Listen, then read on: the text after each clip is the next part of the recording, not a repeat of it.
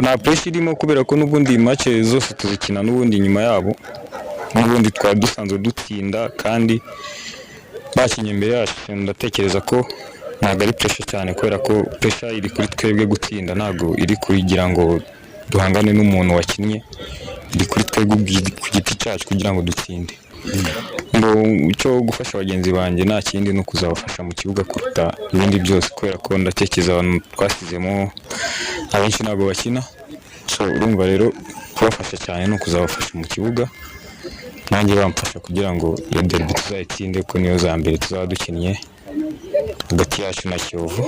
So urumva rero kubafasha cyane ari ukubafasha mu kibuga kandi nabo barabizi, n'ejo twabiganiriyeho mbere ko dutangira imyitozo. Numva rero ni match twiteguye 100%. Oya nta gitutu cyanshiraho, gusa igitutu gihe kiba gihari